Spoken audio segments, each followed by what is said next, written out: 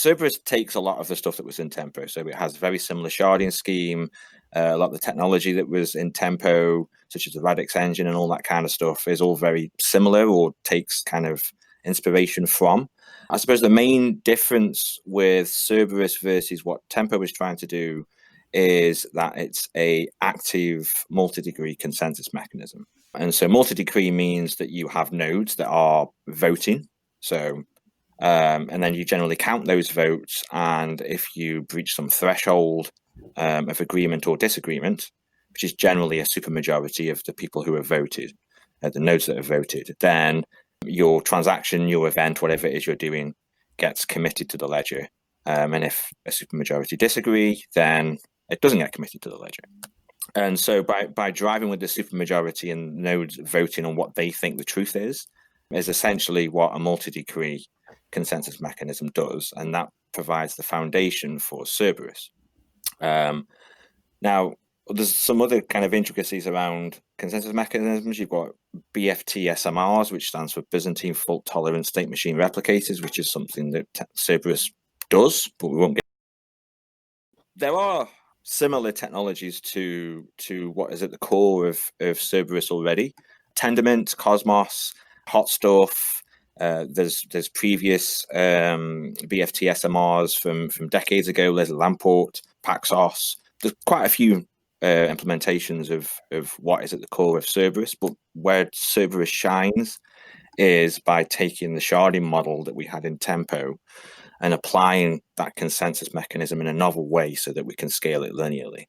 And so usually when you're running with 2 or 3 phase commit BFT consensus mechanisms, you have a single instance of that consensus function running, that consensus process.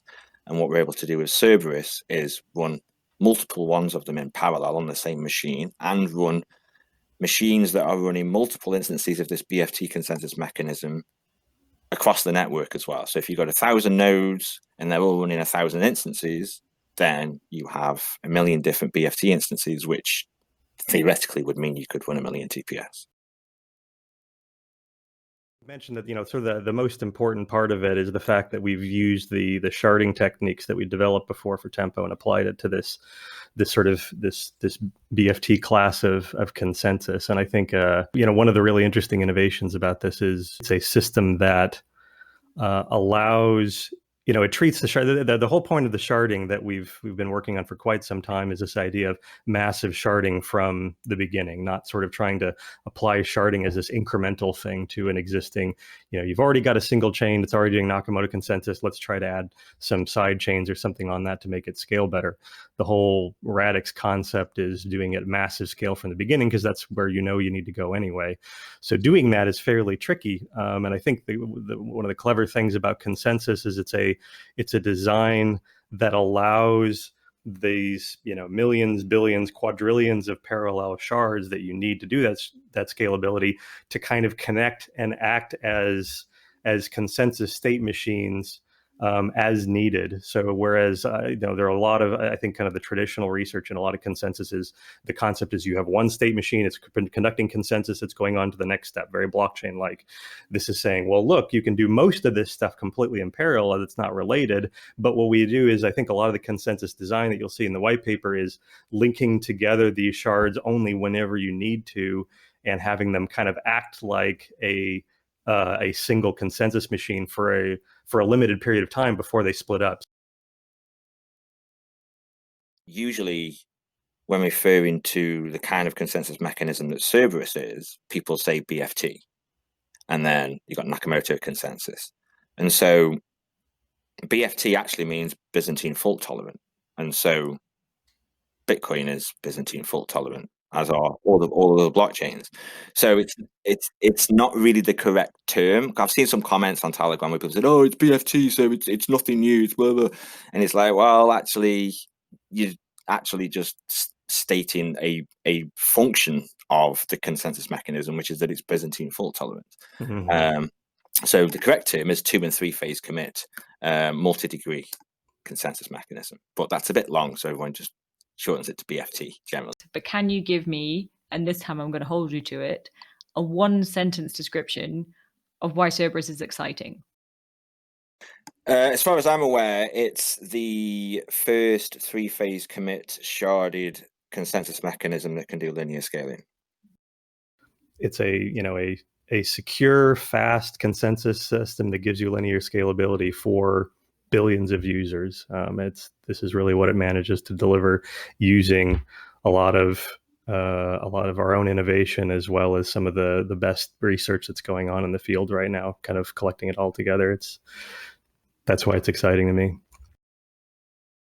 What Cerberus can do, there are a lot of questions around what from Tempo has remained. So we've got sharding being one of the main ones. Yeah, the shard model. It's slightly tweaked with Cerberus as well, so it's gone through some improvements while we had the opportunity. There were some pending ideas that would just have been very difficult to shoehorn into Tempo as it was. So Cerberus was an opportunity for us to make those improvements. Other than sharding, what else is? So the Radix engine, of course, plays a big part, even though it's not seen. And it's not really a thing. It's more of a theoretical, abstract thing. All the kind of data architecture that Tempo brought along, all that kind of that stuff on how things are stored to the ledger, how things are referenced, how things associate with each other. That's very key to being able to do this. I would say probably the most important thing is the data architecture and the sharding model that allows you to get to this linear scalability, because without them, you just couldn't do it. Less exciting stuff around the networking layer and messaging and all that kind of stuff that we spent a lot of time optimizing over the years. All that's obviously come over as well and gives a nice solid foundation for us to build up on top of. Innovations that we did in the gossip mechanism is very useful. Logical clocks also play a role. Like just tons and tons of the Tempo stuff comes over. Those concepts around separating related and unrelated transactions also play a very big part in being able to achieve this linear scale. How does Cerberus reduce risk and improve implementation timeline? There's this piece at the bottom that's very risky to mess with. And if we can use something there, then we can apply all of the huge amount of innovation that we brought into Tempo and wrap it around that kernel. And this both reduces the amount of risk that machine is going to operate exactly the way we expect it to every time, as well as reducing our implementation risk. So it's a win-win. Whereas with Cerberus, we can go for a single instance Cerberus process per machine, and then we can scale that up to multiple Cerberus instances per machine on a later job once we've done that work. And then the third stage of that is, okay, now we can have multiple instances per machine and a sharded network too. So all different nodes are serving different portions of the ledger, and that's kind of stage 3. Instead of having to do everything right first time, we can baby step it through to make sure that the network is secure and that we are catching things that we should be catching and that nothing gets missed. Yeah, Cerberus is really nicely modular in that way. It very cleanly separates Sybil, it cleanly separates your consensus and the sharding layer, all those things. We can roll those things out step by step and be really confident in what we're doing. Are there any scalability limitations? Are there limitations around running a node? How does that come into play? I wouldn't say there were any limitations around scalability. It's designed to be linearly scalable. So your limitation is basically how many nodes you can throw at the network. That's your kind of ultimate limit.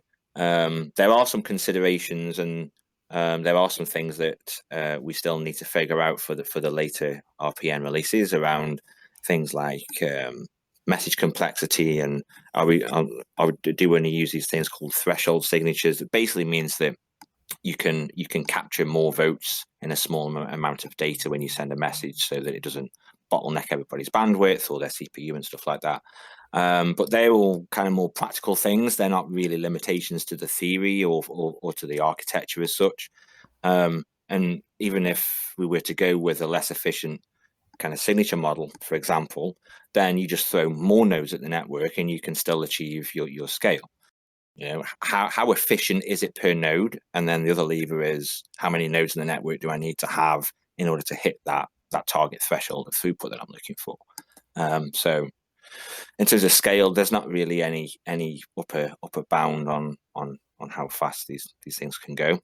It's more about how fast can the individual nodes go, and that kind of dictates things like how many nodes can collaborate together to come to consensus, What's the throughput of those nodes? How many consensus processes can a node be part of at any one given amount of time? And the shardability kind of addresses that as well. I mean, you look at something like EOS, where they put a lot of work in making sure that they've got their what is it, 23 or whatever validators 21, are. I think, isn't 21, it? yeah. They're on these very high bandwidth links, and they're closely connected together. Like they've really focused on optimizing how the performance of those 21 nodes, which is one way of approaching it. But I mean, what we're doing is basically saying, well, once this is sharded, you don't need to worry about that anymore, because you're just going to have you just parallelize. Parallelization is the name of the game for reaching scale. Absolutely. What are the security limitations of Cerberus? The security threshold of Cerberus is that if I've got more than 33% of all the vote power in the network, then I can basically control the network. I can install what's called liveness, and I can break safety. Liveness is where things continue to happen. If you stop that, nothing in the network happens. And safety is a double spend, for example. And that's largely the same for all multi-degree consensus mechanisms. The upper bound on security is 33% of Byzantine tolerance. For Nakamoto style consensus, it can be higher, but there's usually some trick you can do to bring it back down to a 33% kind of rule. So a 51% attack is only true under certain operating conditions. So generally, if you've got somebody somewhere who owns 33% of compute, of economic votes, of anything, 33% of votes by any means, then they win. Where potential issues come into play with things like Sybil is that proof of stake, if I have deep pockets, I can acquire tokens, and there's no real limit to how many tokens I can buy over time. And you've generally, with that kind of Sybil protection mechanism, as we've seen with mining and with proof of stake, is that you just generally tend to get a centralization, right? The rich get richer, whether it's economic power, compute power, whatever it is, especially if you have a competitive reward scheme as part of your economics. If you took the block reward away from Bitcoin, then the centralization of Bitcoin would look completely different. The same with various proof of stake models. You take the block reward away, and your proof of stake centralization would also look different. So that's something we've still got to kind of dig into and figure out what that looks like on Cerberus using proof of stake. Figure out, does it centralize, or is there any reason for it to centralize? What are the incentives that make it centralize, and how does that affect things? Thank you guys for jumping on. Bye. Bye.